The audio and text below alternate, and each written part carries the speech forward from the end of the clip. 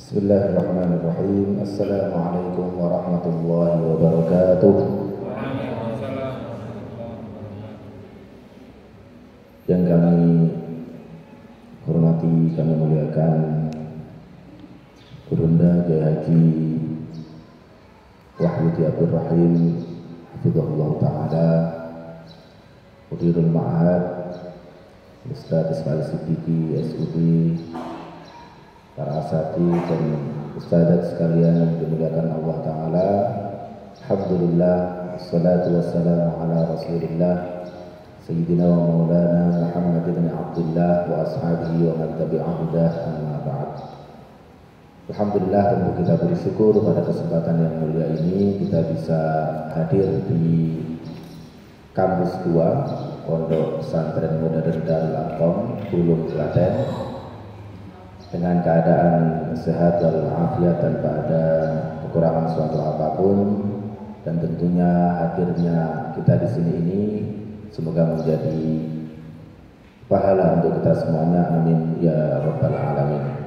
Ini agenda selawenan Ustaz di Pondok Darul Arqam Tulung. Setiap tanggal 25 kita ada kajian untuk para asatidz, dan harapannya tentu nanti mendatangkan manfaat dan juga keberkahan untuk kita semuanya. Selawenan kali ini jatuhnya tanggal 23. Baik, berikutnya salawat serta salam semoga selalu tercurah limpah kepada saudara dan kita Nabiullah Muhammad sallallahu alaihi wasallam, keluarga, sahabat, tabi'in, tabi'ut tabi'in, dan seluruh pengikutnya yang setia hingga yaumil qiyamah. Para asatidz dan ustadzat sekalian yang dimuliakan Allah, insyaallah pada kesempatan kali ini kita akan bersama-sama menyimak kajian dari Kiai Haji Wahyudi Abdul Rahim LC. Beliau adalah pimpinan Pondok Pesantren Al-Muflihun Temanggung dan juga Majelis Tarjih di Temanggung, PTN Temanggung, dan beliau alumni Al-Azhar Asy-Syarif, alumni Al-Azhar Asy-Syarif, tentu PCIM, pengurus cabang istimewa Muhammadiyah Mesir. Baiklah, tentu tidak elok rasanya kalau kemudian saya berpanjang kalam. Langsung saja kita mulai acara kita dengan bersama membaca basmalah. Bismillahirrahmanirrahim. Dan berikutnya waktu kami persilahkan kepada beliau Al-Ustaz Kiai Haji Wahyudi Abdul Rahim LC. Monggo.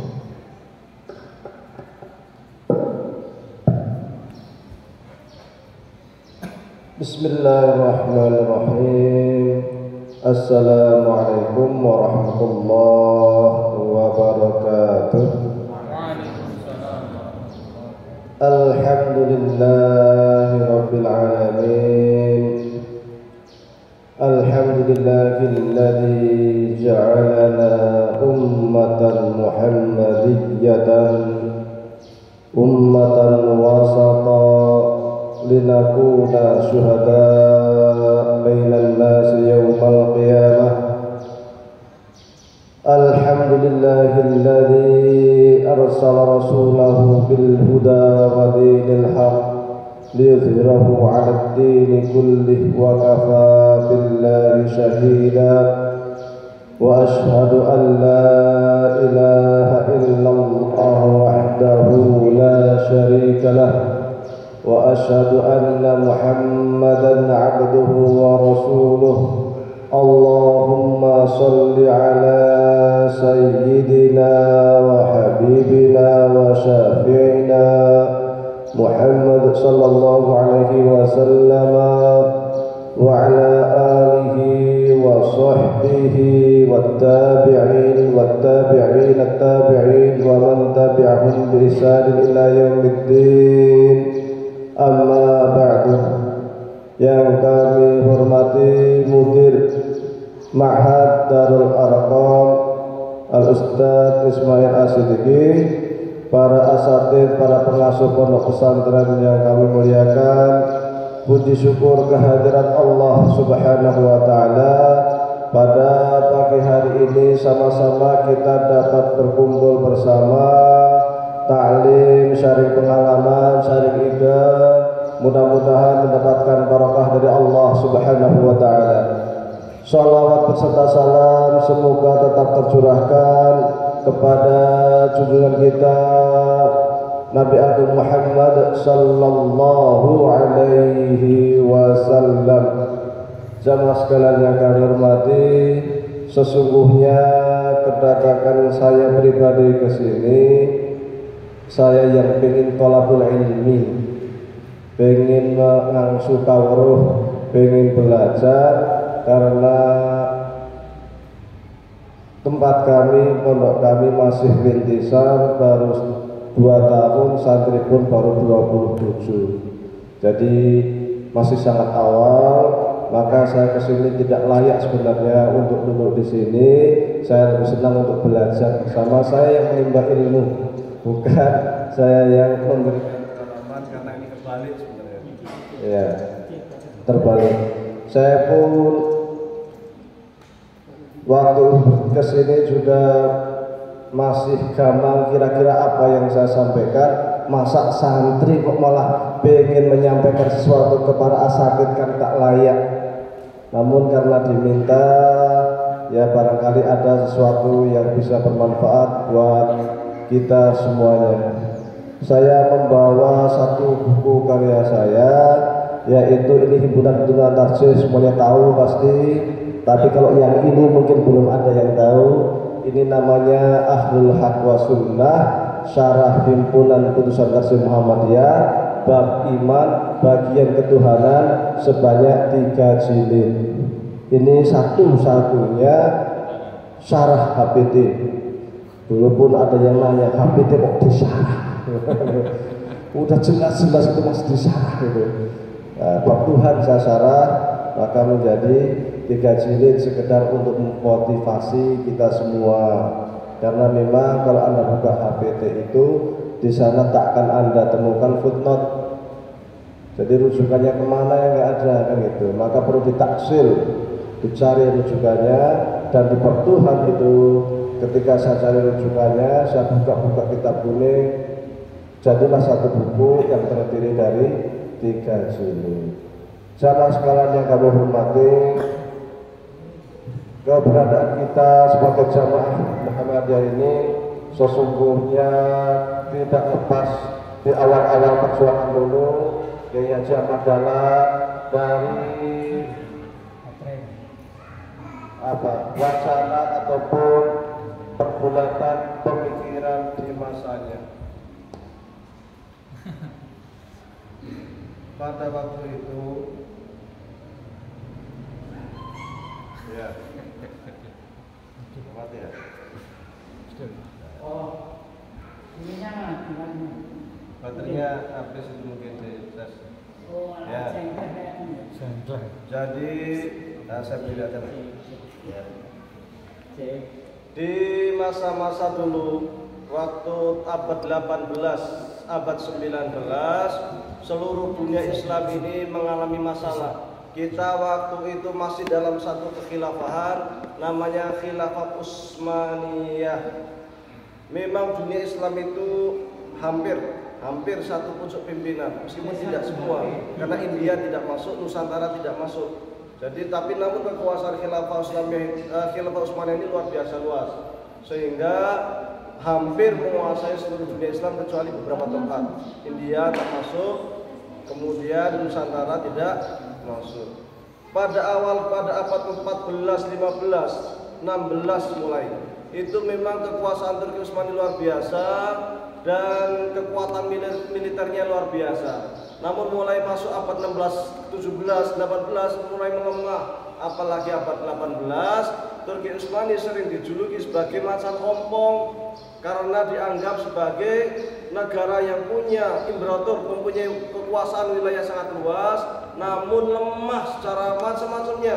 Ekonominya lemah, militernya lemah semuanya. Bahkan juga pendidikannya pun keropos, mengalami kemunduran yang luar biasa. Maka kemudian karena berbagai macam sisi ini lemah, kesempatan Eropa waktu itu bangkit, bertegak, muncul para filsuf modern yang sesungguhnya mereka itu terinspirasi dari Ibn Rus yang di Eropa Barat waktu itu muncul gerakan namanya Arusdia untuk mengkompromikan antara pemikiran-pemikiran agama dan kemodernan, yang kemudian muncul filsafat-filsafat modern yang anti agama.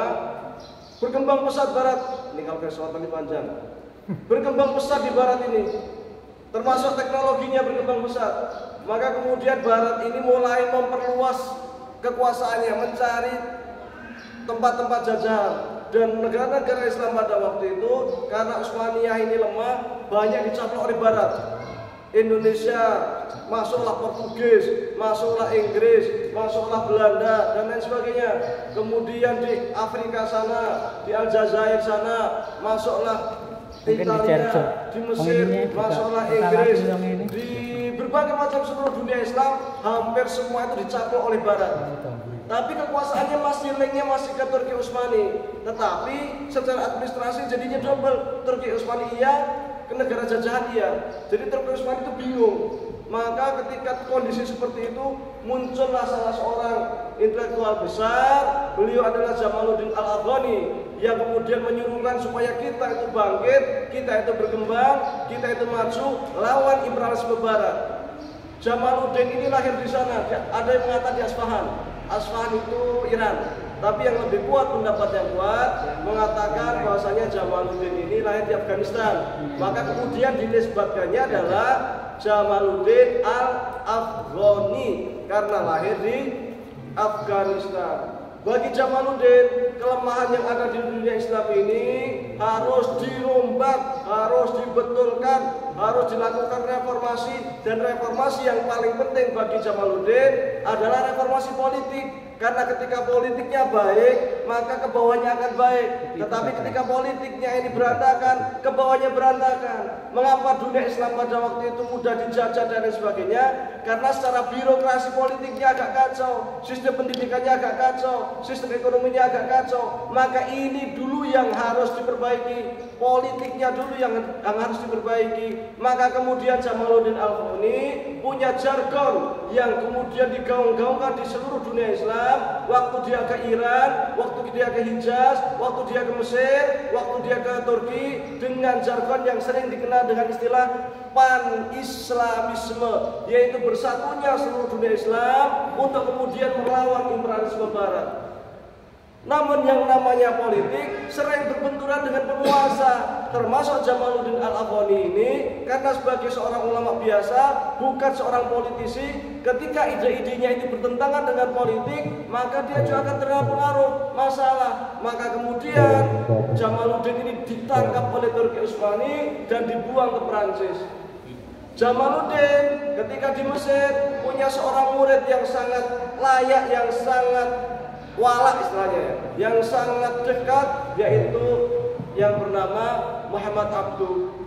Muhammad Abduh ini selalu mengiringi gerakannya Jamaluddin ketika di Mesir, mengikuti gerakan-gerakan pembaruan, pemikiran-pemikiran pembaruan. Dan Muhammad Abduh pun merasa bahwa dunia Islam ini memang sudah saatnya bangkit. Imperialisme Barat ini sudah saatnya untuk dilawan. Karena ketika kita tidak melawan imperialisme Barat, maka dunia Islam akan makin terpuruk, dan pada akhirnya keruntuhan Turki Utsmani akan semakin cepat. Karena memang cita-cita Barat itu adalah meruntuhkan gerakan khilafah Islamiyah Turki Utsmani itu, yang dilakukan dengan dua cara, yaitu penggerogotan secara langsung melalui aksi militer, dan yang kedua adalah melalui organisasi Yahudi yang dimasukkan, yang disusupkan ke militer, ke politik, ke jantung kekhilafahan Utsmaniyah. Dan dua gerakan ini jalan bersama dengan tujuan untuk meruntuhkan Turki Utsmani. Karena momok terbesar bagi Eropa, bagi Barat, itu ya Turki Utsmani yang menghancurkan Romawi, yang kuatnya minta ampun, yang bisa berkuasa di Eropa lebih dari 1000 tahun. Itu harus Turki Utsmani. Zaman Rasulullah belum bisa menghancurkan Turki Utsmani, menghancurkan Romawi, baru menyempit sedikit-sedikit. Kemudian zaman sahabat juga belum bisa, zamannya khilafah Bani Umayyah belum bisa, zamannya Bani Abbas nggak bisa. Tapi Turki Utsmani di tangan Sultan Al-Fatih yang umurnya hanya 22 tahun, masih sangat muda belia, masih segar, umur 22 tahun, Khalifah Turki Utsmani, di tangan beliaulah kemudian Romawi yang sudah berkuasa di Eropa, di seluruh Eropa dan juga di Timur Tengah. Biar gak habis tenaganya. Ya, kemudian di Afrika Utara bisa diruntuhkan dan itu momok besar. Itu sebuah trauma besar bagi bangsa Eropa. Karena kemudian Turki Utsmani bukan hanya menghancurkan, meruntuhkan Romawi, bukan hanya itu, tetapi wilayah-wilayah Eropa Timur itu bisa digulung di bawah kekuasaan Turki Utsmani. Di antaranya adalah Makedonia, kemudian Albania, Ciprus itu mana? Bosnia. Termasuk Bosnia juga, sampai perbatasan, sampai di Vienna, sampai menuju jantung Eropa itu. Luar biasa. Maka mereka takut dengan momok Turki Utsmani ini. Dan kekuatan umat Islam itu ada di satu hal, yaitu semangat jihad. Karena orang Islam itu kalau udah jihad itu bukan hidup yang dicari, tapi justru mati yang dicari. Ini pasukan seperti ini yang sangat menakutkan Eropa. Dulu ketika Turki Utsmani lagi jaya-jayanya, ketika pasukan, bukan hanya pasukan, ketika pedagang Turki Utsmani itu melewati laut tengah, itu lonceng gereja itu berhenti berbunyi, menghormati kapal yang sedang lewat. Saking mereka takutnya, saking berwibawanya umat Islam pada waktu itu. Tapi mulai abad 16, abad 17 mulai lemah. Abad 18 mulailah kemudian dunia Islam ini mendapatkan atau dijajah, dikuasai oleh Eropa. Maka kemudian Muhammad Abduh ketika melihat kondisi politik seperti ini, dia juga mengikuti, mengamini, mengiyakan gagasan-gagasan yang diusung oleh Jamaluddin Al-Afghani supaya umat Islam ini bangkit. Namun ternyata Jamaluddin ini berbenturan dengan politik sehingga dia itu ditangkap, dibuang ke Perancis sana. Maka kemudian Muhammad Abduh pun berpikir bahwasanya reformasi melalui jalur politik ternyata tidak mudah, karena ketika berbenturan dengan politik ya seperti itu. Sekarang pun sama. Anda keluar soal politik, pembahasan politik, kalau bertentangan dengan rezim masuk penjara kan gitu kan? Ya kan? Jadi ya itu di mana saja sama. Maka kita harus suarakan dengan cara yang elegan. Kalau Indonesia, alhamdulillah, Indonesia ini demokratis luar biasa. Kalau di Mesir, tahu hilang nggak kembali. Di Saudi, apalagi di Saudi, itu wartawan itu ditangkap, diapakan, dibunuh, setelah itu diapa? Dikasih minyak, taruh di tong, dikasih minyak sehingga tubuhnya itu hancur, meleleh, larut. Sangat kejam sekali. Di Indonesia itu enggak, kita bebas demo, kita bebas ngomong, kita bebas berserikat, kita bebas berorganisasi. Itu free, sangat bebas di Indonesia itu. Iya, kita ini nikmatan luar biasa di Indonesia itu. Semua gerakan ada, apalagi daerah sini. Oh iya, daerah Surabaya. Saya pernah ke bimbing karena juga malah masih bimbing juga. Melihat berbagai macam variasi gerakan Islam. Bebas, semuanya boleh hidup. Ya, itu Indonesia. Kalau di Timur Tengah nggak seperti itu, ya faktor politik yang berbeda. Kalau di Timur Tengah diterapkan kayak gini, kayak di Indonesia bubar, kacau, malah perang saudara. Karena kondisinya tidak mendukung, rakyatnya tidak mendukung. Orang Arab itu jiwanya itu pengen menguasai, jiwanya itu pengen memberontak. Jadi pemimpinnya harus wajib diktator, memberontak gebuk, gitu aja. Kalau nggak kacau, iya. Di kita sebenci-bencinya dengan presiden. Gak ada rakyat yang pengen pas presiden lewat tembak itu, nggak ada. Belum pernah ada presiden Indonesia dibunuh sama rakyatnya. Mesir berapa kali membarak di perjuangan pembunuhan. Di Libanon beberapa kali Perdana Menterinya ditembak. Iya kan? Tengah-tengah nggak main-main, nggak suka tembak, ledakan gitu. Makanya terjadi peristiwa ISIS yang mengerikan itu. Nah, itu di Timur Tengah, kita enggak. Kemudian Muhammad Abduh melihat kalau begini caranya, maka harus ada cara lain, yaitu melalui gerakan sosial, kesadaran, pendidikan. Ini yang jauh lebih utama dibanding dengan gerakan politik. Karena ketika masyarakat ini sadar, otomatis akan merubah dengan sendirinya. Otomatis akan ada kesadaran massal. Maka yang harus diperhatikan adalah pendidikan. Maka kemudian Muhammad Abdul selain juga membuat majalah, selain juga membuat tafsir dan macam-macam untuk menyebarkan gagasan-gagasannya melalui tafsir Al-Manarnya, kemudian nanti punya murid lagi dan sebagainya lah ya. Itu dia juga langsung bergerak di tataran bawah, mendirikan sekolahan, buat Darul Ulum dan sebagainya. Di Al-Azhar membuat reformasi di Al-Azhar. Beliau luar biasa imam. Kalau di Mesir kalau udah julukannya imam itu tinggi, lebih tinggi dari profesor. Jadi kalau udah al-imam, Imam Muhammad Abdul, imam siapa itu tinggi, lebih tinggi dari profesor. Kalau di Arab ada barangkali ada yang pernah dengar namanya Syekh Sya'rawi. Syekh Sya'rawi itu cuma LC cuma S1. Tapi kalau ngaji tafsir bawahan dia, santrinya itu para profesor itu. Iya, betul Syekh Sya'rawi. Julukannya Imamul Mufassirin, imamnya ahli tafsir. Oh, lebih tinggi dari profesor, murid-muridnya profesor, padahal cuma S1. Syekh Sya'rawi. Jadi kalau udah imam itu kalau di Arab itu udah, dan itu gelar bukan gelar akademik, gelar yang diberikan oleh pengakuan para ulama. Karena para ulama melihat dia itu luar biasa, maka dijulukinya gelar al-imam. Tapi posisinya lebih luar biasa. Makanya kalau kita kan di Indonesia kalau baca bukan ada Imam Syafi'i, Imam Hanafi, Imam Hambali ya, Imam Rafi'i dan lain sebagainya. Itu nanti kalau sudah punya gelar imam itu berarti keilmuannya sudah diakui. Jadi itu gelar, bukan gelar akademik tapi gelar keilmuan yang itu merupakan pengakuan dari para ulama. Imam Muhammad Abdul. Selain juga beliau Imam Al-Azhar Asy'ari. Mulai dia buat kegerakan penyadaran di masyarakat. Meskipun ada beberapa hal yang kemudian kontroversi yang oleh pemerintah dianggap tidak sejalan, sehingga dia pun sama dibuang ke Prancis bersama dengan gurunya. Di sanalah kemudian membuat yang namanya majalah Al-Manar itu untuk disebarkan di dunia Islam.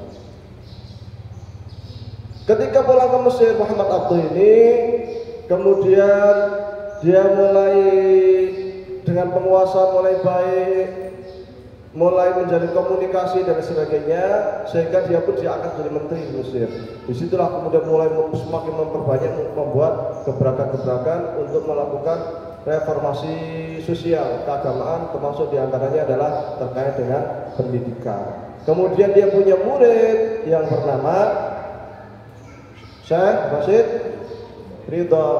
Syekh Rashid Ridho ini dengan Kiai Haji Ahmad Dahlan umurnya itu selisihnya cuma 3 tahun. Jadi sedikit. Rashid Ridho itu tahun 1885 dilahirkannya. Kalau Kiai Haji Ahmad Dahlan lahir tahun 65. Sementara Kiai Haji Ahmad Dahlan lahir tahun 1868. Selisih 3 tahun.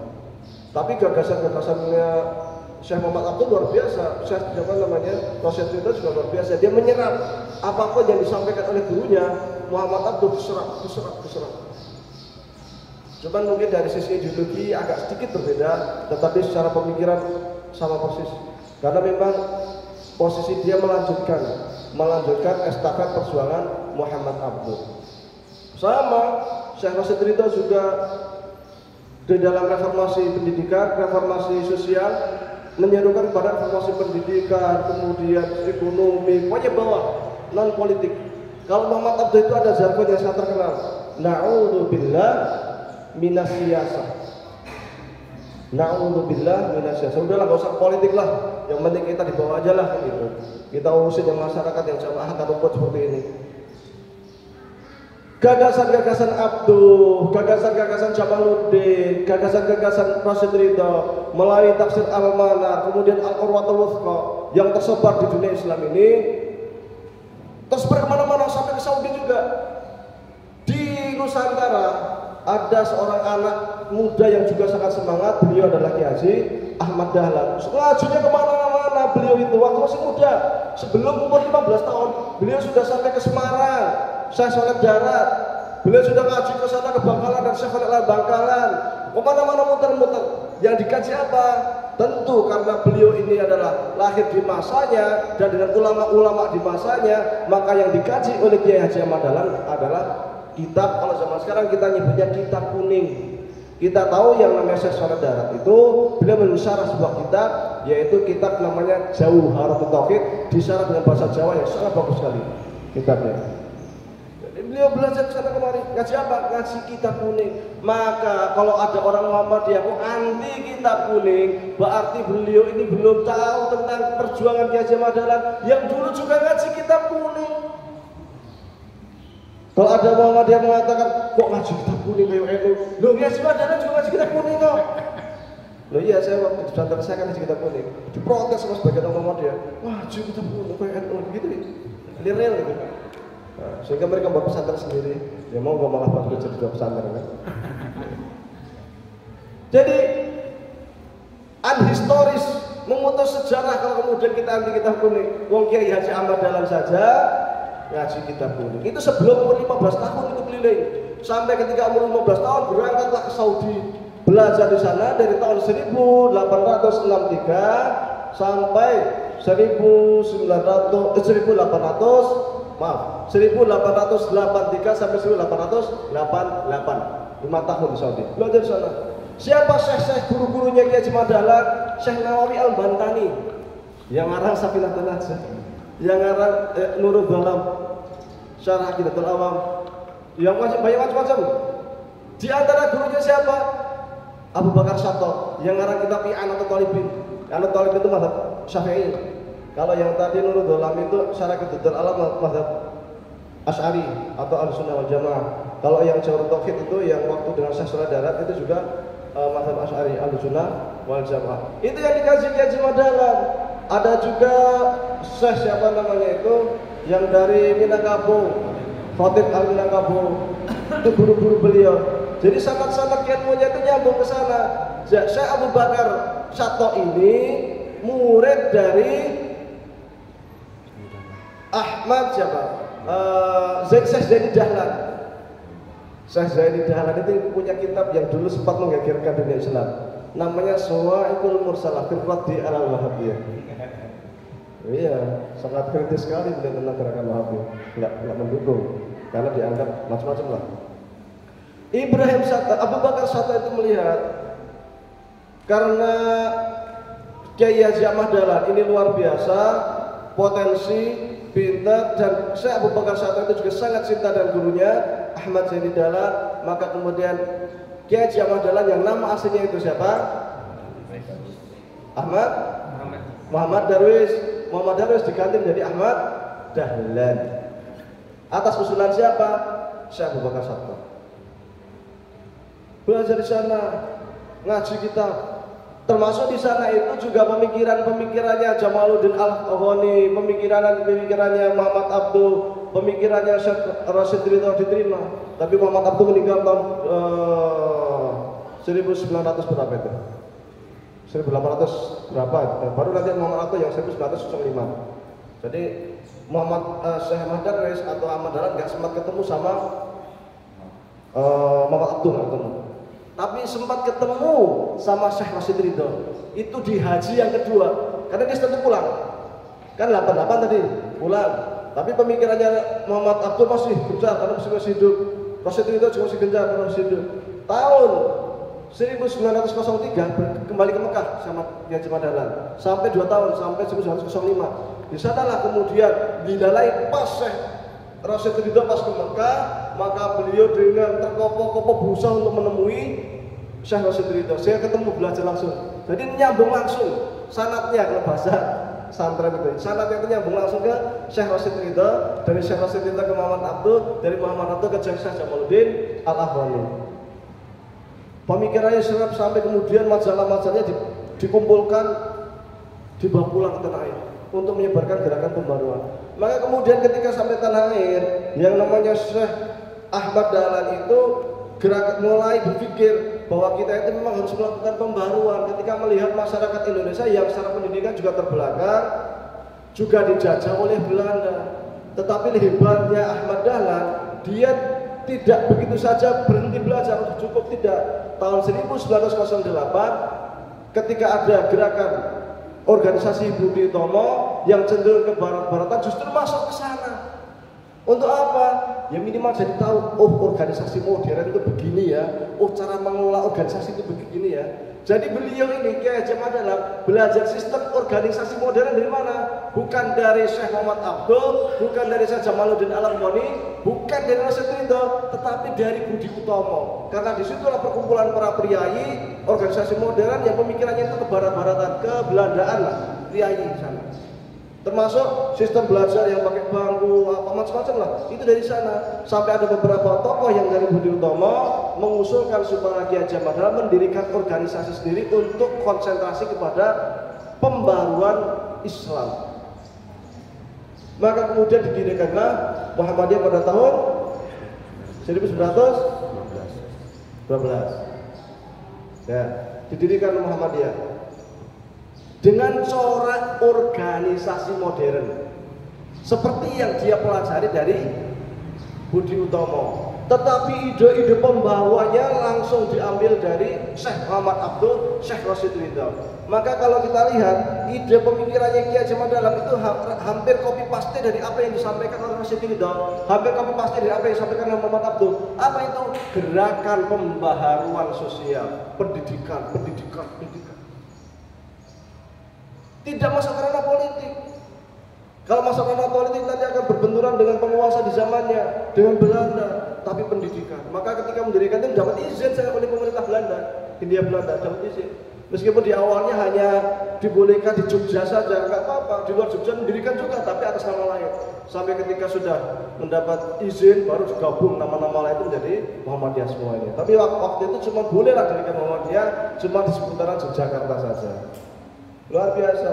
Jadi yang bisa kita ambil adalah bahwa Kiai Haji Ahmad Dahlan itu juga tidak hanya ngaji kita kuning tok, tetapi pengiran barat pun sekiranya itu bagusnya kita serap, ya kita ambil.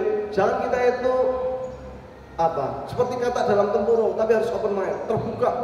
Apapun yang baik kita terima, kita ambil, kita pelajari. Itu Syekh Kiai Haji Ahmad Dahlan. Waktu itu yang terpenting itu apa? Gerakan sosial pendidikan, kemudian juga termasuk PKU. Belum ada yang namanya majelis tarjih. Terlalu pemikirannya apa?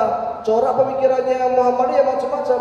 Tetapi secara umum, kalau kita merujuk kepada PDF yang kita karangan para ulama kita terdahulu, ulama Muhammadiyah terdahulu, secara akidah itu memang Ahlus Sunnah wal Jamaah, aswaja. Dan itu di HPT juga diabadikan.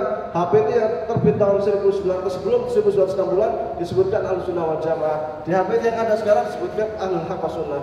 Ahlul Haq was Sunnah merupakan istilah yang digunakan oleh Imam Asy'ari di dalam kitab Al-Ibanah bab kedua. Tetapi Imam Asy'ari juga kitab lain judulnya Usulu Ahli Sunnah wal Jamaah. Jadi sekiranya ada yang menanyakan apakah Muhammadiyah itu aswaja? Ya, Muhammadiyah itu adalah Ahlu Sunnah wal Jamaah. Dan itu dikuatkan juga oleh Ki Bagus Hadi Kusuma yang menulis buku pada tahun 60-an dengan judul Muhammadiyah Ahlu Sunnah wal Jamaah. Buku itu sudah tak terbit. Tetapi kemarin saya bersama rekan-rekan pemuda Muhammadiyah di Barakan mencoba mengkaji buku itu dan beberapa saya kasih komentar. Saya cetak, tapi cetak pribadi, cetak sendiri sama pemuda. Belum, sekiranya ada yang minat, bisa lah nanti kita kasih PDF-nya. Itu komentar saya terkait dengan bukunya Ahlus Sunnah wal Jamaah karya Jarnawi Hati Kusumo, di mana di akhir buku beliau secara tegas mengatakan Muhammadiyah adalah bagian dari Ahlus Sunnah wal Jamaah. Dan di sebelum bab terakhir disampaikan bahwa yang disebut Ahlus Sunnah wal Jamaah itu sesungguhnya adalah kelompok-kelompok Asy'ariyah. Secara sore disebutkan seperti itu. Dan ketika saya contek, saya coba telusuri sehingga menghasilkan 3 buku ini, satu jilid ya ke sana Asy'ariyah.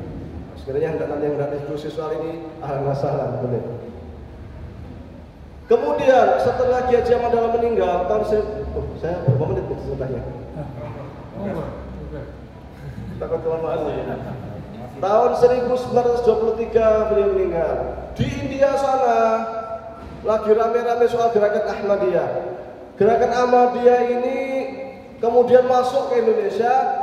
awal mulanya ketika masuk di Indonesia, karena namanya Ahmadiyah kok mirip-mirip dengan Muhammadiyah, dianggaplah oleh tokoh-tokoh Muhammadiyah itu gerakan reformasi mirip seperti gerakan Muhammadiyah. Sehingga banyak tokoh-tokoh Muhammadiyah itu yang mulai gandrung dengan pemikirannya Ahmadiyah. Sehingga pernah tahun 1923 kalau salah, itu juga pernah ada seminar yang ngisi seminar itu diundang langsung dari Ahmadiyah, namanya Ahmad Pasha, siapa itu gak lupa ya. Syekh Ahmad siapa Pasha, Ahmad Ali Muhammad Pasha kalau nggak salah, tokoh Ahmadiyah. Akhirnya muncul infiltrasi ideologi Muhammadiyah. Karena orang Muhammadiyah tapi tertarik dengan gerakan Ahmadiyah. Muhammadiyah tapi kok macam-macam itu. Ini infiltrasi. Jadi infiltrasi gerakan Muhammadiyah itu bukan muncul dari sekarang, dulu juga sudah muncul, sudah ada. Cuma dulu yang infiltrasi itu Ahmadiyah. Itu dari dalam. Secara dari internal, dari sisi yang lain juga pemikiran Muhammadiyah itu macam-macam. Maka perlu penyatuan pemikiran, terutama dalam pijakan keagamaan. Perlu ada satu kata. Jadi jangan sampai ada Muhammadiyah ini fikihnya Syafi'i, ini Hambali, ini Maliki. Harus adalah satu kata dalam ilmu fikih. Maka kemudian oleh Mas Mansur tahun 1927 digagaslah atau didirikanlah Majelis Tarsi Muhammadiyah. Tahun 1928 oleh Majelis Tarsi 27 ini dianggap bahaya Ahmadiyah ini. Ini harus jelas, infiltrasi harus diselesaikan. Maka tahun 1928 keluarlah instruksi dari pimpinan pusat Muhammadiyah yang membuat edaran bahwasanya Ahmadiyah ini organisasi yang bukan sama sekali atau berbeda sama sekali dengan Muhammadiyah. Maka di dalam instruksi itu juga menyampaikan silahkan pilih Muhammadiyah atau Ahmadiyah, nggak boleh double, pilih salah satu. Kalau mau sini sana. Karena ini berbeda Muhammadiyah dan Ahmadiyah. Maka sangat aneh, ahistoris kalau ada tokoh-tokoh Muhammadiyah sekarang kok membela Ahmadiyah. Dalam sejarahnya tahun 1928 sudah muncul instruksi dari pimpinan pusat Muhammadiyah yang memerintahkan, yang menganjurkan, yang menetapkan supaya orang Muhammadiyah itu tidak bergabung ke Ahmadiyah, suruh pilih salah satu. Sekarang malah muncul tokoh-tokoh Muhammadiyah yang membela Ahmadiyah. Aneh. Kalau Ahmadiyah itu mengatakan ada Nabi setelah Nabi Muhammad, jelas kafir. Nabi terakhir itu Nabi Muhammad. Kalau dia itu mengatakan Nabi Mirza Ghulam Ahmad bukan seorang nabi tetapi seorang pembaru. Setidaknya mereka itu aliran sesat, meskipun dia nggak kafir. Karena paham Ahlus Sunnah wal Jamaah, selama orang itu percaya dengan rukun Islam dan rukun iman, maka dia itu tetap muslim, meskipun muslim asi, muslim pelaku maksiat, sebagaimana dikatakan atau diriwayatkan dari Imam Asy'ari yang mengatakan, ishadu anni la ukaffiru ahadan min al-ghibat. Saksikan oleh kalian bahwa saya ini tidak akan pernah mengkafirkan seorang pun dari ahlul kitab. Dan itu kesepakatan ulama, termasuk Ibnu Taimiyah juga dalam majmu' fatwanya juga mengatakan demikian, jangan mudah mengkafirkan. Dan itu juga disampaikan oleh Imam Al-Ghazali dalam kitabnya Faisal Tahriqah Bainal Islam wal Jindiqah. Selama orang percaya dan rukun Islam, selama orang percaya dan rukun iman, yang berarti muslim, bukan kafir. Tapi ketika mengatakan ada Nabi setelah Nabi Muhammad, dah kafir. Kalau kafir implikasinya apa? Haram menikahi wanitanya, sembelihannya haram untuk kita makan. Kalau dia sudah menikah, kalau salah satunya muslim, wajib diceraikan. Kalau dia meninggal, dikubur selain di pekuburan umat muslim. Kalau sholat kita nggak sah, sholat di belakang dia, karena dia kafir. Maka kita harus hati-hati, harus super hati-hati dalam mengkafirkan orang, memusyrikkan orang, harus sangat hati-hati. Maka buku-buku kita juga harus dicek ulang. Jangan sampai dikit-dikit musyrik, dikit-dikit kafir. Ini sangat berbahaya, implikasinya besar. Pernah mendengar orang yang bernama Nasir Hamid Abu Zaid? Nasir Hamid Abu Zaid ini salah seorang intelektual Mesir, menulis buku judulnya At-Takwil. Apa judulnya itu? Takwil apa ya? Berupa saya. Mafhumun Nas terkait dengan teori hermeneutika. Di situ secara tegas mengatakan Al-Quran itu muntajtaqo fi produk budaya, sehingga dilaporkan ke pengadilan Mesir, dicek oleh para kibar ulama senior, sehingga ternyata diputuskanlah bahwasanya Nasir Hamid Abu Zaki kafir karena mengatakan Quran produk budaya. Kalau produk budaya berarti itu buatan Muhammad. Siapapun yang mengatakan Al-Quran buatan Muhammad, dia kafir. Maka dengan vonis kafir itu, dia dipaksa oleh pengadilan untuk menceraikan istrinya, diceraikan oleh pengadilan karena kafir sudah. Tapi di Indonesia justru mantan majelis tarjih pimpinan pusat Muhammadiyah mengatakan secara sore, secara terang-terangan di dalam bukunya Fikih Kebinekaan bahwa Quran itu muntajtaqo, produk budaya.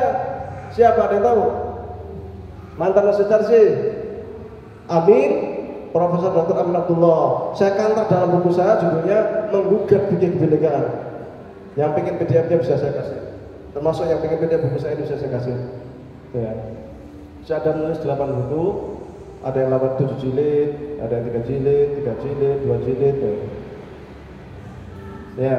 Jadi hati-hati, yang di sana dikafirkan di sini malah pernah jadi ketua majelis tarjih. Itulah hebatnya Muhammadiyah.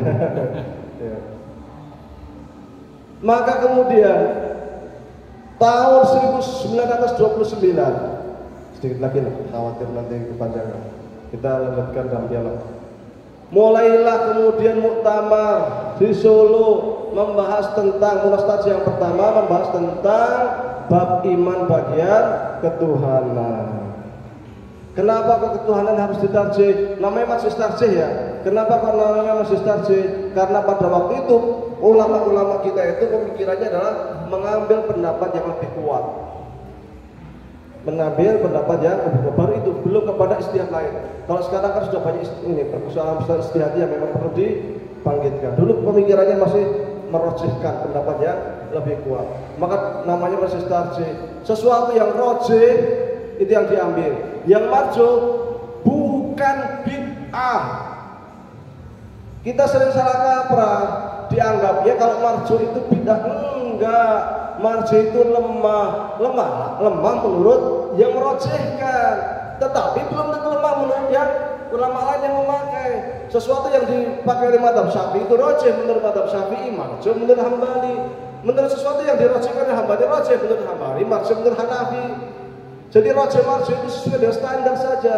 Lemah menurut saya belum tentu lemah menurut Anda, kan itu saja. Sehingga sesuatu yang marjuh itu bukan sesat, bukan bid'ah. Boleh suatu kali kita menggunakan pendapat yang marjuh, yang lemah, dan itu juga dilakukan di Muhammadiyah. Seperti halnya terkait foto Kiai Haji Ahmad Dahlan, dulu yang dirojihkan dilarang, tidak boleh memasang foto Kiai Haji Ahmad Dahlan karena dianggap dikhawatirkan kultus. Tapi sekarang sudah boleh. Artinya dulu rojih, sekarang menjadi marjuh. Dulu kalau pertemuan wajib pakai sarung seperti ini jadi wajib. Tapi sekarang boleh, iya boleh tidak. Sekarang menjadi ibahah. Boleh memilih. Dulu pakai ru'yah, sekarang pakai hisab. Hisab aja beberapa kali tahap. Dari hisab wilayatul, dari hisab matlaq, kemudian hisab wilayatul hukmi, sekarang menuju hisab global. Jadi sesuatu yang marjuh itu bukan bid'ah. Bid'ah itu menurut para ulama ma khalaqal kitab was sunnah, sesuatu yang menyelisih Al-Quran dan Sunnah. Atau ada yang mengatakan ma khalaqal kitab was sunnah al-khulafa ar-rasyidin wat tabi'in wat tabi'in. Ada yang mengatakan al-i'tisam karya Imam Syatibi dikatakan ma yudahi al-ahkam asyariyah, sesuatu hukum yang menyerupai hukum syariat. Itu yang disampaikan oleh Imam Syatibi, dan itu semua ulama punya dalil yang mengatakan bahwasanya bid'ah itu adalah segala sesuatu yang bertentangan dengan Quran dan Sunnah, berpegang kepada hadis Rasulullah SAW. Taraktu fiikum amrayn in tamassuk bihima lan tudillu ba'di abada, kitab Allah wa sunnah Rasulullah SAW. Saya tinggalkan dua pusaka untuk kalian semua. Sekiranya kalian ini berpegang teguh pada dua pusaka ini, takkan pernah sesat selamanya, yaitu Al-Quran dan Sunnah. Sehingga prinsipnya dua ini, Adapun kemudian istihadnya menggunakan kacamata atau metode fikih seperti yang telah diletakkan oleh para ulama. Adapun yang menambahkan dengan sunnah khulafaur rasyidin, berpegang teguh kepada hadis Rasulullah SAW, alaikum bisunnati wa sunnati al-khulafa ar-rasyidin al-mahdiyyin. Hendaklah kalian berpegang teguh kepada sunnahku dan sunnah khulafaur rasyidin al-mahdiyyin. Maka ketika ada yang azan cuma 2 kali, bukan bid'ah. Wah, itu Utsman bin Affan melakukan itu. Ketika ada yang melaksanakan sholat tarawih 2-3 rakaat, bukan bid'ah. Umar bin Khattab melakukan itu seperti yang disebutkan oleh Ibnu Taimiyah di dalam kitab Majmu' Fatawa. Bahkan di dalam Majmu' Fatawa, Ibnu Taimiyah mengatakan, siapa yang membatasi salat tarawih hanya 11 rakaat, faqad dhalla. Faqad dhalla. Sungguh telah sesat katanya. Sungguh orang itu enggak paham, kata Ibnu Taimiyah. Cuma yang dirojekkan oleh Muhammadiyah adalah ya 11 rakaat sesuai dengan hadis Aisyah. Soal tarawih ini panjang ini.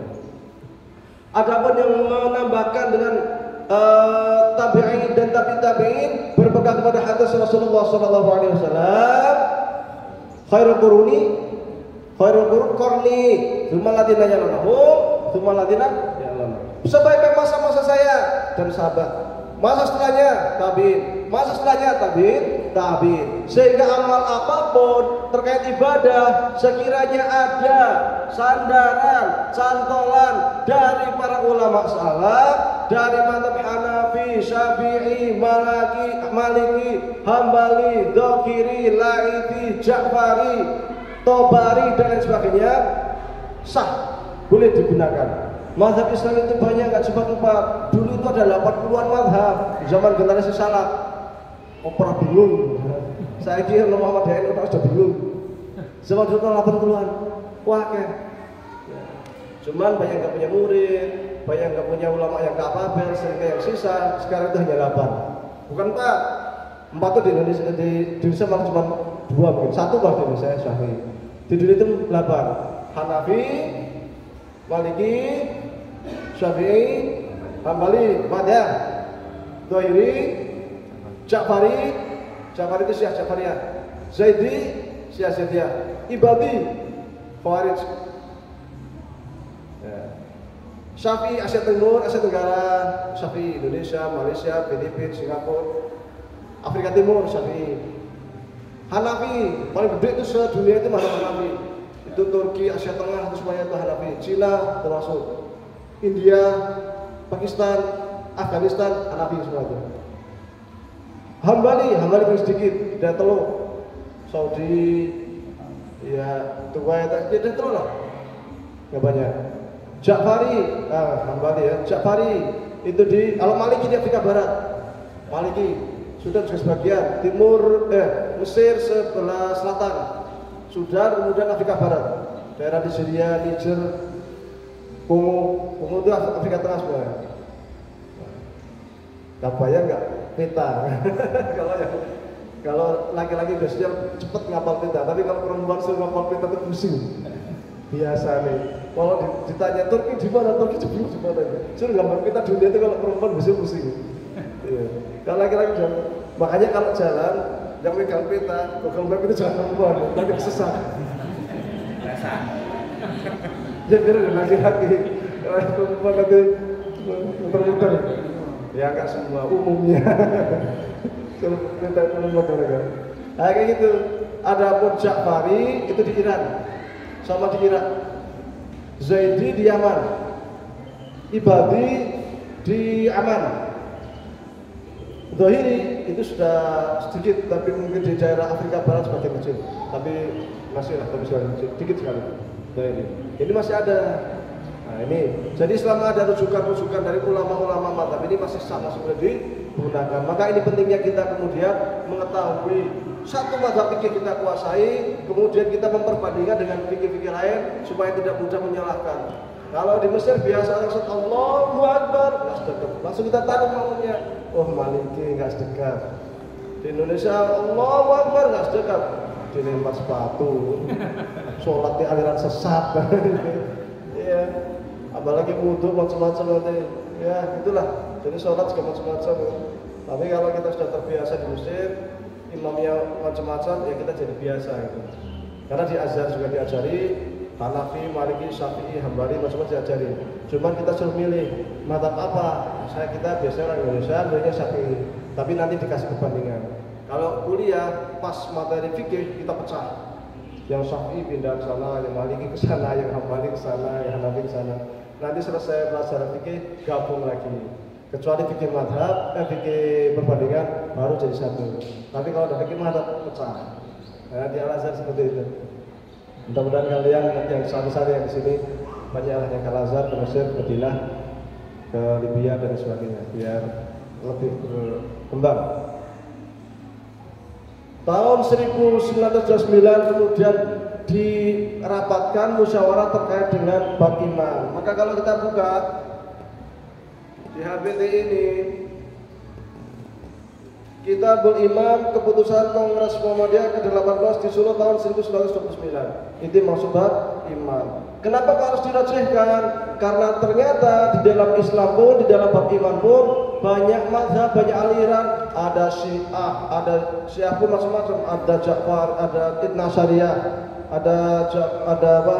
Zaidiyah, ada yang hulu, ada yang macam-macam. Ada Mu'tazilah, ada Khawarij, ada Murji, ada dan sebagainya. Banyak sekali aliran Islam. Bisa dibaca kitabnya Asy'aristani, yaitu Al-Milal wan Nihal. Itu bisa lengkap. Atau karya Imam Asy'ari dalam bukunya Maqalatul Islamiyyin. Itu membicarakan tentang Milal wan Nihal. Atau karya Al-Baghdadi Al-Farqu bainal Firaq. Itu juga buku tentang perbandingan pemikiran-pemikiran keislaman. Ya. Jadi banyak sekali. Lalu kita ini siapa? Kita itu Khawarij atau Murji'ah atau Syiah atau Ahlussunnah, maka perlu diputuskan. Maka di sini sudah jelas keputusannya bahwa Muhammadiyah itu adalah Ahlussunnah wal Jamaah atau Ahlul Haq wa Sunnah. Aliran lain selain Ahlussunnah wal Jamaah adalah sesat sebagaimana disebutkan hadhihi hiya usulul aqaid as-sahihati warada bil Qur'an wa sunnatu wa syahidat bil atharul mutawatiratu. Faman i'taqada jami'a dzalika muqinan bihi kana min ahlil haqqi was sunnati wa faraqa ahlal bid'ati wad dhalali. Inilah prinsip-prinsip seperti yang disebutkan di bab awal HBT. Inilah prinsip-prinsip yang benar terkait dengan akidah yang tercantum di dalam Al-Quran dan Sunnah, dan juga disebutkan di dalam hadis-hadis yang sifatnya mutawatir. Karena akidah menurut HBT harus menggunakan hadis mutawatir. Selainnya hadis mutawatir tidak dapat dijadikan sebagai hujjah independen, hanya dapat dijadikan sebagai hujjah untuk tafsir atau bayan tafsir, tetapi tidak dapat dijadikan sebagai hujjah independen. Itu ada di HBT, bisa dibaca sendiri. Fama kita kota jami'a dzalika, barang siapa yang yakin terkait dengan prinsip-prinsip tersebut, mukinan bihi, dengan penuh keyakinan, karena min ahlil haqqi wa sunnah, maka dia masuk golongan ahlul haqq wa sunnah. Sementara golongan lain siapa? Yang lain itu adalah wafarqa, dan berbeda dengan golongan ahlul bid'ati, kelompok ahlul bid'ah, wa dhalali, dan kelompok yang sesat. Ini di halaman 22 himpunan Pusat Tarjih Muhammadiyah. Saya sampaikan tadi, istilah ahlul haqq wa sunnah merupakan istilah yang digunakan oleh Imam Al-Asy'ari di dalam kitab Al-Ibanah. Kalau kita ingin merilis lagi lebih dalam, poin-poin yang ada di HBT, kata kuncinya bisa dicek lagi. Kemudian silahkan dicari padanannya di dalam kitab Majmu' Fatawa, atau karya Syekh Muhammad bin Abdul Wahab, atau karya para ulama mazhab Ahlussunnah wal Jamaah. Kalau saya sampaikan Ahlussunnah wal Jamaah itu berarti Asy'ariyah, Maturidiyah, Athariyah. Persis mirip seperti yang disebutkan di bab awal. Dikatakan amma ba'du fa innal firqatan najata min asal ajma'u. Ini kata-kata ini mirip dengan yang tertulis di dalam bukunya Imam Asy'ari juga, Al-Lum'a', bisa dicek kitab Al-Lum'a'. Fa amma ba'du fa innal firqatan najata min asal ajma'u ala annal apa?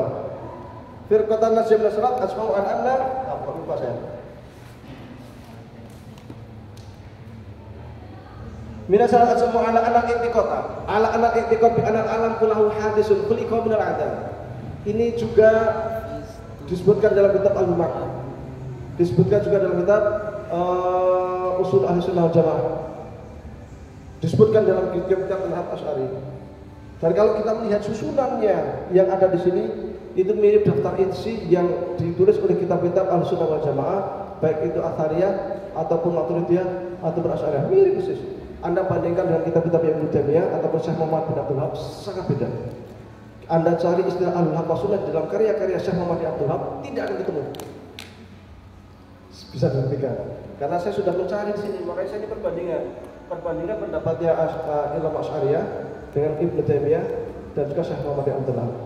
Dan saya cari padanannya dan ketemunya istilah-istilah ini di dalam kitabnya Imam Mazhab Asy'ari. Bahkan Ibnu Qutb tadi itu yang faman ittaqalla jami'a dari kamu lebih karena min ahli haq wa sunnah, itu hampir copy paste dari kitab karya Imam Al-Ghazali dalam bukunya Bidayatul Hidayah. Hampir copy paste.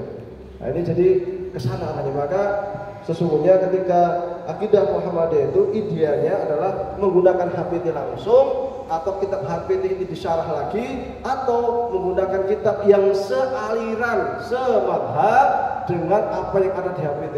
Jangan gunakan kitab-kitab yang di luar HPT. Kita sudah ada tarjihnya, sudah ada dikuatkan di HPT, kok pakai pendapat lain. Ini artinya menganulir HPT. Kalau ingin menganulir HPT harus mulas dulu, baru bisa dianulir. Selama belum ada mulas, ya kita gunakan apa yang ada di HPT. Aneh untuk membuat satu keputusan ini, muktamarnya itu bisa menghabiskan dana miliaran. Unut subuh itu ada kok nggak, itu miliaran. Ujung-ujungnya dipakai di institusi Muhammadiyah, ternyata bukan HPT, kan aneh. Maka kita harus back kembali ke HPT ini. Kita kuatkan HPT, baik bab imam atau ibadah dan sebagainya, rujuk ke HPT. Meskipun HPT ini butuh syarah, bab imam masih syarat lebih jilid-jilid, bab tohara, bab sholat sama harus disyarah. Karena di HPT, di fikihnya tidak ada syarat, tidak ada rukun, tidak ada sunnah hay'ah, tidak ada sunnah ab'ad. Padahal hal-hal ini punya implikasi. Mana yang ketika sholatnya itu kalau nggak dilakukan sholatnya nggak sah, mana yang cukup i'adah diulang, mana yang harus sujud sahwi, mana yang ketika ditinggalkan tak usah sujud sahwi, sholatnya sah. Itu macam-macam. Kayak Allahu Akbar nggak sedekap, itu masuk hay'ah. Jadi nggak punya implikasi apapun. Dilaksanakan silahkan, nggak dilaksanakan silahkan, karena sunnah hay'ah. Tapi kalau seperti tasyahud awal nggak dilaksanakan, sujud sahwi, karena itu sunnah ab'ad. Kalau kehilangan 1 rakaat, duhur cuma 3 rakaat, rukunnya nggak sah, makanya nggak sah kecuali dia nambah 1 rakaat lalu sujud sahwi, baru sah. Kalau dia nggak wudu ketika kehilangan syarat, maka secara otomatis sholatnya nggak sah karena ini syarat. Mabuni alal batil kan itu, sesuatu yang dibangun di atas kesalahan, salah semua. Ini nggak ada di HPT, maka hal-hal seperti itu perlu disyarah. Apalagi kalau yang perempuan masuk bab toharoh, akan problem kalau baca ini. Hadas, batasan nifas, batasan haid, batasan istihadah, nggak ketemu. Nanti bab najis mughaladah, batasannya apa? Kalau ada najis yang masuk ke benda cair, kapan dianggap najis? Enggak. Di mata Syafi'i jelas, selama warnanya, baunya, rasanya hilang, berarti sudah suci. Kalau airnya itu lebih dari kurang dari 1 pola, kok ketetesan najis, berarti najis. Tapi kalau lebih dari itu, selama tidak berubah 3 rasa, berarti suci, kan gitu. Nah, di sini nggak ada batasan-batasannya. Maka ini perlu disyarah. Maka sebenarnya tarjih ini itu kelas tinggi. Kita mestinya, kalau menurut saya, itu pakai fikih mazhab dulu sebelum ke sini, meskipun ini harus selalu diiringi, harus tetap ada. Tapi pakai fikih mazhab supaya apa? Sistematis tahu mana syarat, mana rukun, mana sunnah hay'ah, mana sunnah biasa, kayak gitu. Kalau tidak, nanti dianggap sebagai rukun. Kalau Anda baca HPT tanpa syarat, berarti kalau Anda wudu tanpa kumur nggak sah. Wudu tanpa istinsyak nggak sah. Kan di sini disebutkan semuanya. Kalau Anda hendak wudu, bacalah bismillah, lalu cuci tangan, lalu Anda kumur-kumur, lalu masukkan air ke dalam hidung, lalu keluarkan, lalu gitu. Berarti kalau satu saja ditinggalkan, nggak sah. Padahal para ulama berijma itu bukan rukun. Yang rukun itu kan muka, tangan, sebagian kepala atau seluruh kepala, sebagian ulama. Kaki itu yang rukun.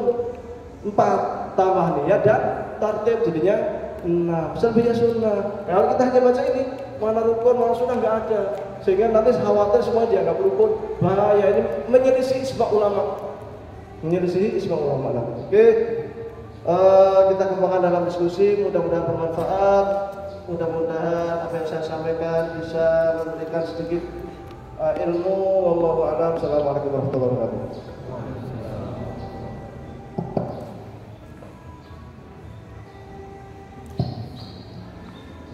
Alhamdulillahirrahmanirrahim. Telah kita akan ulasan yang ini kalau kuliah harusnya ya 4 semester lah. Akhirnya diringkas sehingga nanti harapannya memang kita semuanya bersemangat dalam tafaqquh fiddin. Itu penting sekali dari disampaikan oleh beliau. Jadi ada tahqiq di berbagai kitab dan juga penting untuk kita sama-sama belajar. Kemudian tentu kita akan lanjutkan dengan soal dan jawab istifsar. Silakan kalau ada yang menyampaikan sesuatu bertanya ya. Dan kami harapkan memang antusias dan juga musyarakahnya. Monggo para saudara-saudara sekalian.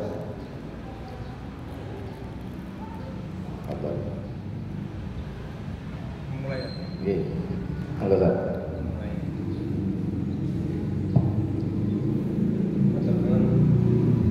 Ustaz Bahudi dari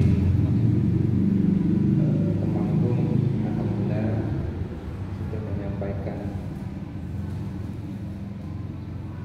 rentetan sejarah ya, hingga sampai kepada sedikit banyak menjelaskan tentang HPT kita. Ya, alhamdulillah Muhammadiyah sudah dibentuk oleh majelis tarjih sejak tahun 27 dan diperkuat tahun 29. Dan sejak dahulu kalau kami sekolah di sekolah Muhammadiyah itu senantiasa disampaikan kepada kami bahwa Muhammadiyah itu tidak bermadzhab tapi tidak anti madzhab. Ini mohon penjelasan dari Ustaz Wahyudi, maksud dari kata tidak bermadzhab tapi tidak anti madzhab itu bagaimana? Karena paham yang kami terima dari para guru kami seperti itu. Kemudian batasan-batasannya bagaimana? Itu saja untuk mengawali diskusi kita pada pagi siang hari ini.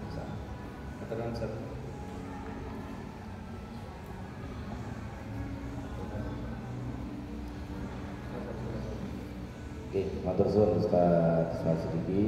Kemudian ada lagi mungkin nanti biar kita sudah catat yang kedua nomor Ustazah atau Pak Junet. Ustazah ada wonten ngapunten nggih. Ada wonten Ustazah. Monggo. Ya sudah, kalau begitu kita satu dulu kita. Tadi, monggo. Syekh Asy-Syahid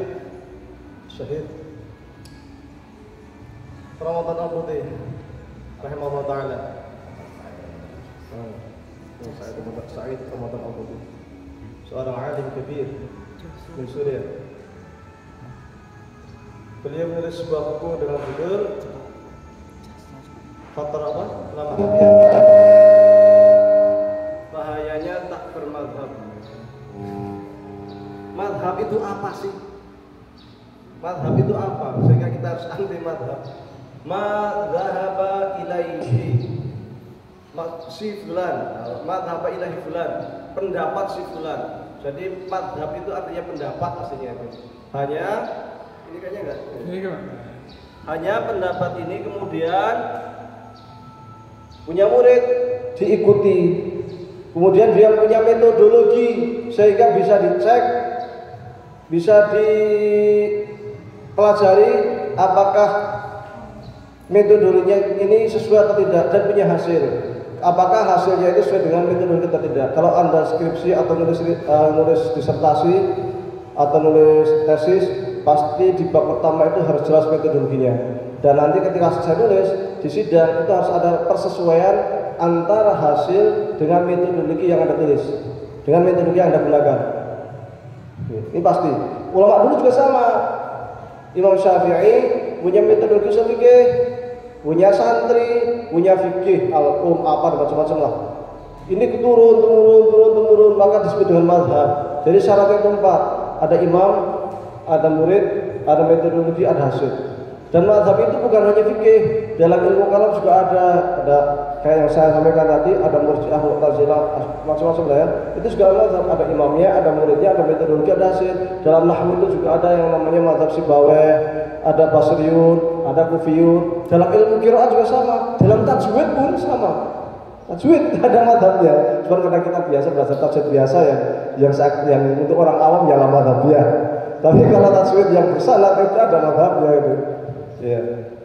Ini macam-macam mazhab itu tergantung pemikiran. Termasuk di dalam filsafat sama mazhab Marxisme, mazhab apa namanya itu yang individualisme, mazhabnya liberalisme. Ada juga mazhab, ada imamnya Karl Marx, ada teori-teorinya dialektika materialis, ada hasil pemikirannya, ada pengikut bahkan dijadikan aliran resmi. Pernah di Uni Soviet gitu kan, komunis, di Cina kan sekarang juga masih komunis gitu. Itu mazhab juga gitu loh.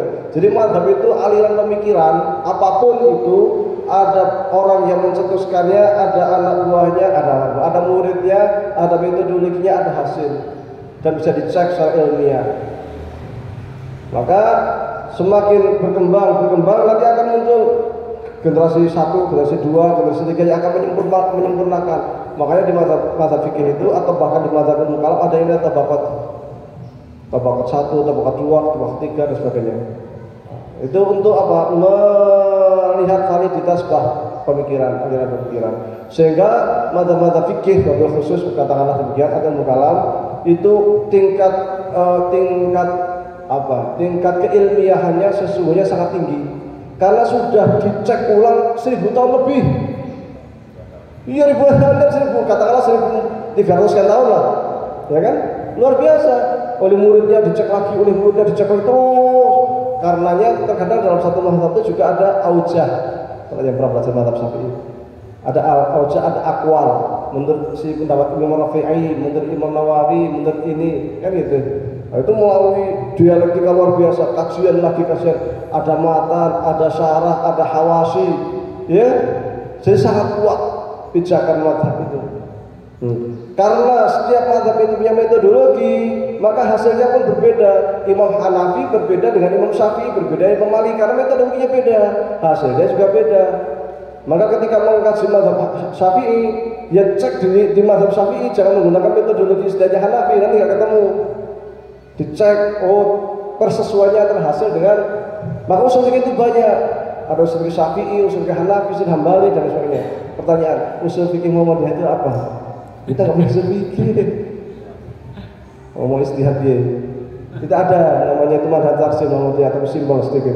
Kalau menurut ulama usul la yusminu wa la yughni sangat belum cukup sama sekali. Belum standar. Kita belum punya usul fikih. Karena hanya orang yang punya intelektual yang abqari, yang cerdas, yang bisa membuat metodologi. Berat metodologi itu, gak gampang. Membuat fikih yang terjadi aja gak gampang, apalagi buat metodologi. Susah, harus istiqra. Istiqra itu kajian induktif, deduktif, kemudian buat teori sulit. Saya usul fikih, saya menulis 3 buku usul fikih. 1 Istihad Semantik dalam usul fikih, 1 jilid itu ilmu dilalah. Yang kedua Istihad Maqasidi dalam usul fikih itu 3 jilid. Yang ketiga usul fikih kontemporer, judulnya itu Islam menjawab beberapa persoalan fikih dan usul fikih, itu 2 jilid. Gak gampang kita buat saya yang hanya kasarnya hanya nukil lah. Itu harus menyesuaikan, ini teorinya begini, hasilnya harus sesuai. Kalau nggak sesuai nggak cocok. A tambah B sama C harus sama. Kalau nggak, kok pencetnya ke sini ya. Jadi kita suruh kayak dalam matematik gitu. Ini ke sini, kok jadinya ke sini ya. Dilogikakan, ternyata misnya di sini, misnya di sini. Kayak gitu. Jadi logika berpikirnya itu harus pas. Kalau nggak repot kacau nantinya. Kan gitu. Itu mazhab. Maka sangat kuat itu mazhab itu. Dan bagaimana dengan Muhammadiyah? Muhammadiyah itu kalau kita lihat di dalam Manhaj Tarjih atau di HPT itu 80 mungkin ya 85% itu Syafi'i. Mirip sebenarnya. Enggak, hasilnya. Coba bab salat, bedanya di salat subuh tanpa kunut.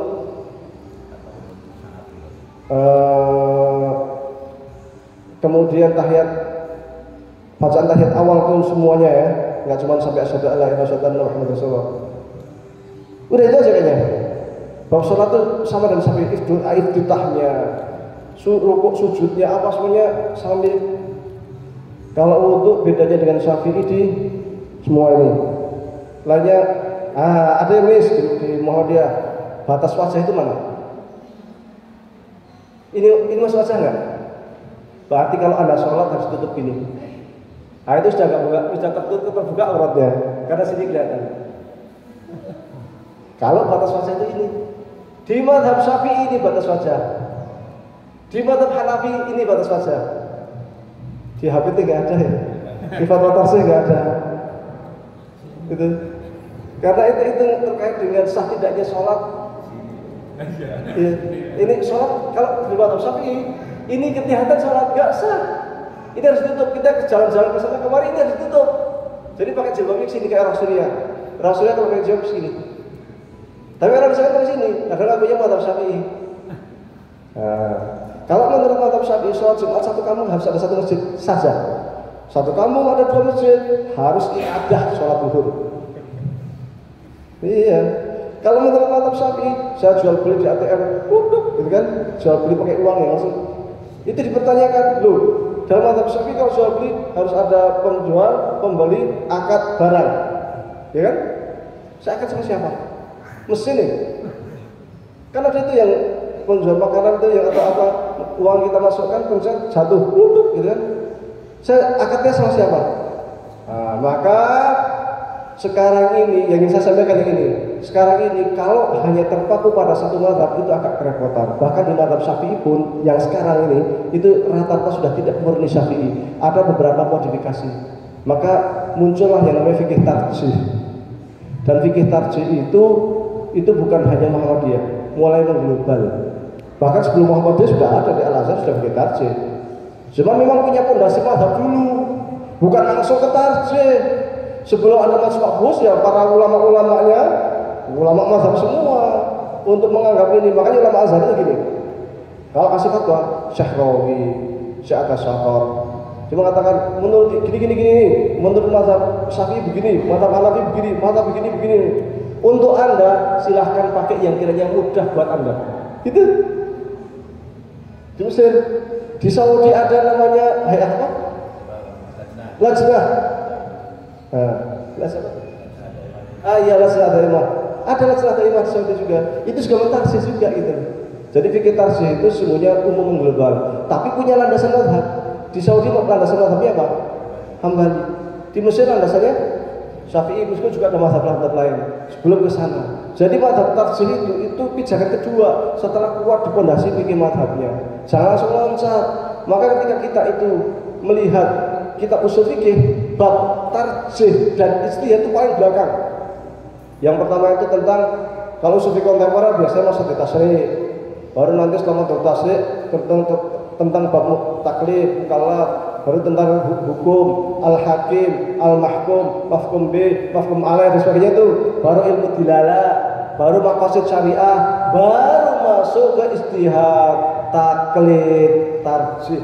Itu kalau usul fikih kontemporer. Kalau usul fikih klasik seperti dalam kitab Waraqat yang ataupun dalam kitab Al-Luma' yang bukan Al-Luma' yang Imam Syarazi itu usul fikih. Kalau Al-Luma'nya Imam siapa itu namanya Asy'ari itu ilmu kalam. Al-Luma'nya Imam Syarazi sama. Jadi yang dimulai itu langsung ilmu dilalah. Karena inti lubul usul itu ilmu dilalah itu. Sebelum kemudian nanti muncul Imam Syatibi membuat ilmu maqasid, atau kalau di mazhab Syafi'i Ibnu Salam dalam kitabnya Masadul Ahkam fi Masadil Anam, apa kitabnya Pak lupa saya. Nah itu ada. Atau Ibnu Qayyim I'lamul Muwaqqi'in itu maqasid syariah. Nah itu nanti akan ke sana arahnya. Jadi itu kedua, jangan kemudian tiba-tiba kita lama mazhabiyah, kita ganti mazhab, kita buat mazhab baru. Saya nggak yakin kita sanggup. Nggak sanggup. Ini metodologinya belum ada kok. Jadi saya perlu saran, ada di keterangan fasalnya memang begitu. Al-Ulama tadi itu tertulis. Kalau kita lama mazhabiyah, berarti kita menghapus mazhab. Ini nggak boleh. Kalau sanggup silahkan. Kalau sanggup, bisa nggak kita isdiat semua buku mazhab kita delete, kita isdiat langsung. Kalau sanggup silahkan. Ya kemungkinan bisa untuk apalagi untuk ulama Muhammadiyah. Itu saya belum melihat satupun yang bisa. Berat. Kita itu masih kalau di dalam mazhab fikih, kita ini masih kelasnya kelas taklid. Belum ke mustahid mazhab aja belum. Kita ini kelas taklid. Saya baca buku Iqna, kitab Al-Iqna yang menjadi buku diktat di pondok saya kelas 1 Aliyah. Itu di pengantarnya ditulis apa? Buku ini saya tulis untuk al-muqtadiin. Al-muqtadi itu apa? Anak-anak SD. Aku kita terus gini kita baca walah Abu Tero. Aku itu al-muqtadiin. Kalau untuk yang aliyah kayak apa? Ya kayak kitab Majmu', kayak kitab macam-macam yang tebal-tebal itu. Kan gitu. Jadi kita kelasnya itu macam banget. Belum ada apa-apanya. Maka jangan sesekali melampaui mazhab lah, atau merendahkan mazhab lah, atau menghapus mazhab. Kita itu nggak ada apa-apanya kita. Jangankan itu, Anda buku apa yang sudah Anda tulis gitu. Karya mana karya Anda? Nulis buku satu aja belum, sudah beristihad. Malu lah dengan istihad sendiri kan gitu. Kalau karya Anda sudah berjibun, sudah diakui oleh para ulama, sudah tersebar di dunia Islam, oke lah. Wah ini sekarang satu buku aja belum, sudah wah mereka ulama kita makan nasi, saya juga makan nasi, mereka bisa istihad, saya juga beristihad. Nggak gampang, nggak sederhana. Saya nulis beberapa usul fikih itu hanya copy paste yang anak analisa, itu pun sulitnya minta ampun. Nggak gampang, serius. Kalau nggak gampang silakan tulis buku usul fikih kecil, produk Anda sendiri, lepas dari mazhab ulama, silahkan bersama. Nggak bisa, sulit, bisa, tapi itu hanya orang-orang keren yang bisa. Nggak semudah itu, barangkali seperti itu. Jadi istihad tajwid itu memang mengglobal, tapi harus disebutkan pijakannya jelas. Kalau tidak, kalau tanpa melalui tahapan-tahapan mazhab dengan menghapus semua mazhab, nanti kita jadi kacau. Membuat mazhab sendiri, tapi pondasinya nggak jelas. Boleh membuat mazhab sendiri asal ada metodologi yang jelas. Tanpa ada metodologi yang jelas nggak bisa buat. Nanti kalau dicocokkan, ini kok bisa hasilnya gini? Alasannya apa? Dalilnya mana? Bukan hanya dalil itu nggak penting. Istidlalnya mana? Karena yang perbedaan pendapat ulama itu karena bukan di dalil. Istidlal, apa istidlal? Cara memahami dalil. Contoh, wudu, semua pakai ayat wamsahu birusikum, semua pakai ayat itu. Tapi cara memahami dalil, satu pendapat ditafsir sedikit aja, satu iltisab, semua gara-gara lupa. Perbedaan dengan mazhab zahiri gara-gara wamsahu birusikum. Apakah mau litartib atau litarohi? Yang satu litartib berarti harus berurutan. Zahiri enggak harus lah. Itu ya enggak harus tartib, sehingga mau wudhu kaki dulu baru kepala baru tangan, sah-sah saja. Itu gara-gara satu huruf yang kemudian menimbulkan banyak pendapat. Dalam fikih nanti ada namanya al-quru dalam haid. Gara-gara semua menggunakan kata quru dalam batasan haid itu. Tapi quru itu kan bisa artinya tohra, bisa artinya haid. Pakai yang mana? Dua-duanya benar, ini menurut bahasa. Nah, jadi bukan di dalil seringnya itu, tapi di cara istidlal. Satu, kedua, kadang juga sering memandang dalil, ini anggap dalilnya kuat, ini anggap lemah. Dan macam-macam lah. Nah itu juga perlu pelajaran yang nggak ringan untuk kita. Maka kita belajar itu ideal ya. Kita belajar itu step by step, pelan. Ibarat ini botol, itu sedikit isi sedikit. Nanti penuh, jangan satu ember paling masuk segini, kosong semua. Tapi kalau sedikit penuh malah. Tapi kalau langsung satu ember bisa jadi malah nggak ada masuk, kan gitu. Masuk cuma satu dua tetes, rugi. Wallahu a'lam. Jazakumullah khairan. Mungkin ada lagi, masih ada waktu. Jadi menurut saya sebelumnya tadi mungkin karena spirit yang terlalu tanda kutip di bahasa saya lebay, yaitu apa? Kembali kepada Al-Quran dan Sunnah. Nah itu sering dipahami dengan caplok gitu. Itu kan jargon Muhammadiyah yang tentu kadang-kadang sebagian kita delok terjemah simbol dewe. Nah ini itu mungkin perlu seharusnya bagaimana sih kembali kepada Al-Quran dan Sunnah itu seperti apa yang ideal? Itu sangat penting untuk mungkin kita ketahui bareng. Monggo.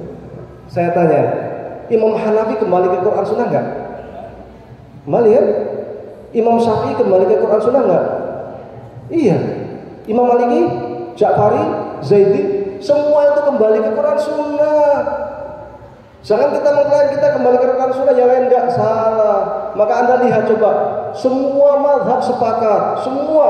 Anda silakan beli usul fikih Syafi'i, usul fikih Hanafi, Hambali, Zaidi, buka bukunya, pasti sumber hukum pertama itu pertama Quran, yang kedua Sunnah. Semua sepakat itu. Jadi kalau soal kembali ke Quran Sunnah itu semuanya sepakat, tidak perlu diperdebatkan.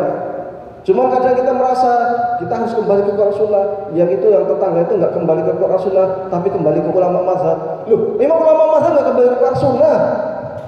Kalau Anda kita ngajinya kita punya takrib dong, Safinatul Nasyad doang, ya memang nggak kembali ke Quran Sunnah, itu ringkesan, nggak ada Quran hadisnya. Coba Anda ke Ibnu, coba Anda ke Majmu', coba Anda kita Al-Um, Quran Sunnah semua. Gitu.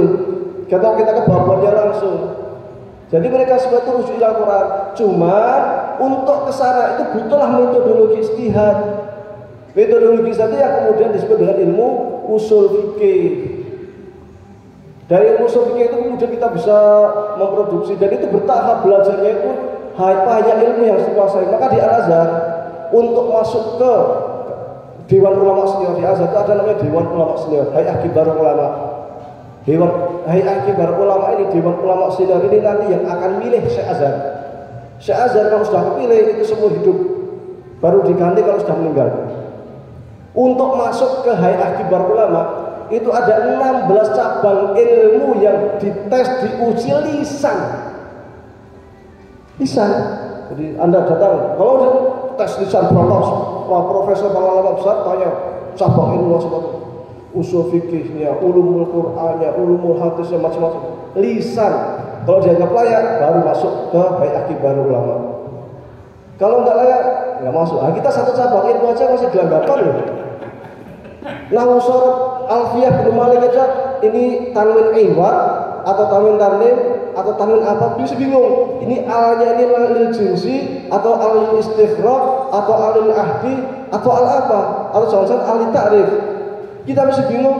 Ditanya rajulun wa Muhammadun dhahibani ila madrasah. Loh, rajulun kok nakira itu sebagai apa? Mubtada. Loh, mubtada kok nakira, katanya mubtada harus ma'rifah, tapi kita nakira. Bingung kan?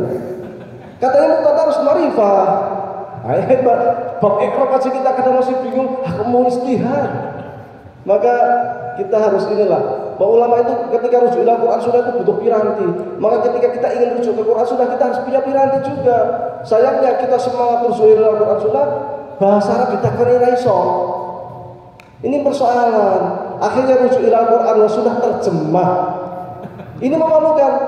Saya kasih bukti, nggak tahu di sini ya. Di tempat saya itu satu PDF yang menguasai kitab kuning bisa dihitung.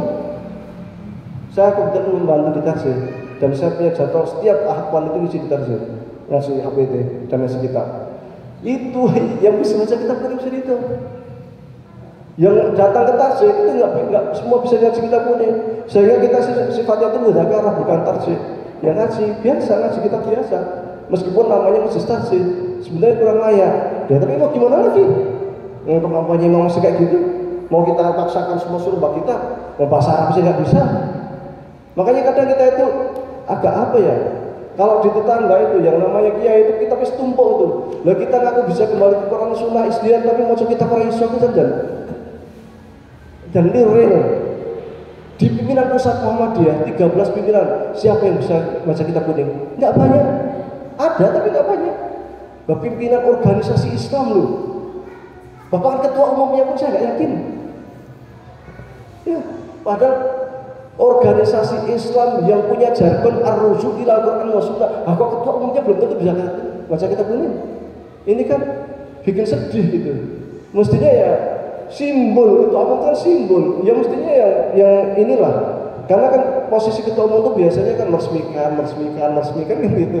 Yang menjalankan itu justru kita di lapangan ini, yang bangun apa itu ya kita ini, bukan ketua umum. Maka dia simbol. Maka simbol dia harus menguasai kitab, menguasai macam-macam. Mestinya kan gitu. Karena dia sudah tinggal meresmikan. Oke lah rapat macam-macam lah untuk menentukan strategi. Tapi ya itulah. Karena kita kabotan dengan jargon itu loh. Kabupaten yang perlu arrujuk ila Quran dan Sunnah. Seakan-akan rujuk ila Quran dan Sunnah itu hanya Ibnu Taimiyah. Bukan. Ketika Ibnu Taimiyah mengatakan kita rujuk Quran dan Sunnah, itu bukan pendapat Ibnu Taimiyah saja. Hambali, Hanafi, Syafi'i, Zaid semua juga rujuk ila Quran dan Sunnah. Tapi kemudian seakan-akan diklaim oleh Ibnu Taimiyah, pengikutnya mengatakan demikian. Padahal Ibnu Taimiyah sendiri Hambali loh. Ibnu Taimiyah sendiri Hambali. Bukan lepas mazhab. Ibnu Taimiyah tidak melepaskan mazhab. Bahkan punya kitab tebel fikih Hambali, punya kitab usul fikih Al-Muswaddah, fikih Hambali, usul fikih Hambali. Itu Ibnu Taimiyah loh. Tapi kita yang ngaku pengikut Ibnu Taimiyah membar-membar terus juga usaha melepaskan mazhab. Ini jadi anhistoris lagi. Maka itulah pentingnya kita itu ngaji kitab, supaya tahu pemikiran-pemikiran bahwa kitab ini itu tidak sederhana. Di sana ada lautan mutiara, lautan ilmu yang sangat luar biasa. Kalau kita dalami satu cabang ilmu saja rantai-rantai, karena luasnya luar biasa. Maka perlu kemudian kajian-kajian kitab kuning itu kita galakkan supaya kita tidak krisis ulama. Kita krisis ulama, mending kok krisis ulama, krisis dai. Padahal dai itu lebih rendah dari ulama loh. Dai itu yang penting bisa ngaji, bisa Quran Sunnah beberapa ayat, bisa menyampaikan doa, itu sudah jadi dai. Karena setiap kita itu sesungguhnya dai. Tapi ketika ada penceramah, izin Ustaz saya nggak bisa datang besok karena saya hari saya sakit, takmir masjid, bingung, sopo sih so ganti, siapa yang bisa ganti ini? Bingung karena kita dai ini cuma ini, yang ini sudah diplot di sana, yang ini sudah ngisi di sana, ini udah bingung kita. Itu dai saja kita krisis.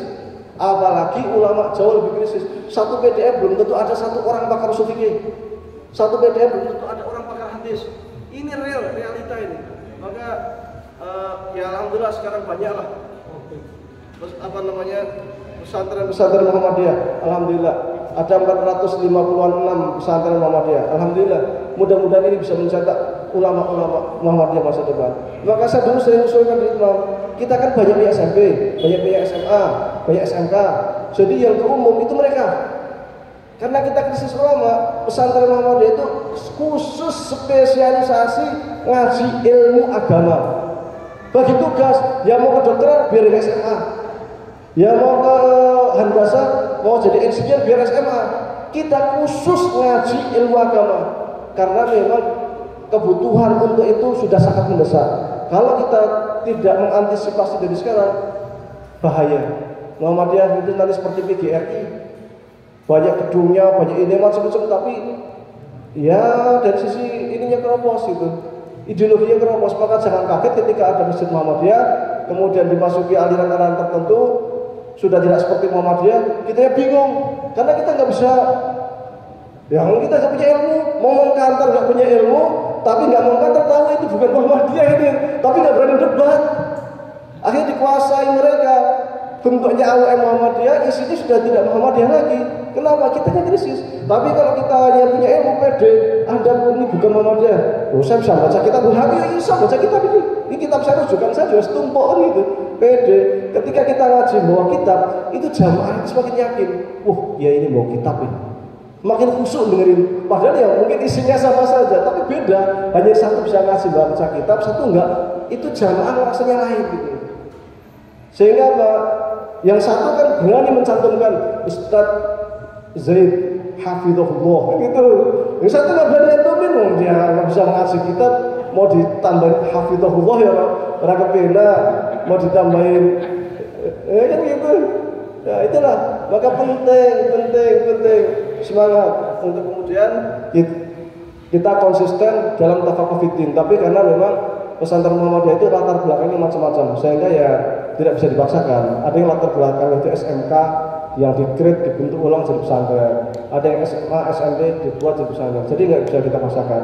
Tapi secara umum standar kita sudah bagus lah, sudah ada standar dari LP2M itu sudah bagus saya pikir.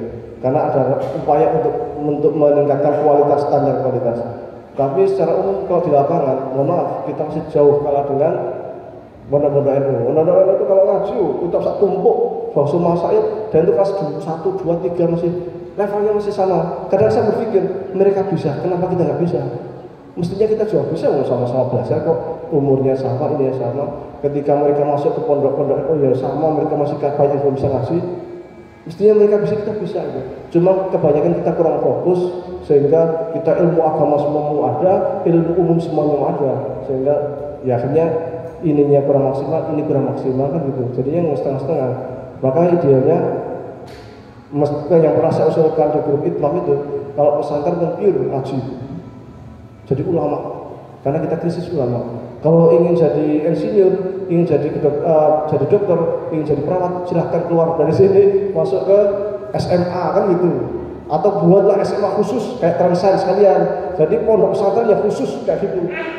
Ya memang nanti untuk ke handasa, ke dokteran, ke apa kayak gitu. Tapi yang tafaqquh fiddin harus tetap ada di sana. Kalau tidak, kita ya akan seperti ini terus. Nah, ini harus kita tanggulangi. Wallahu a'lam.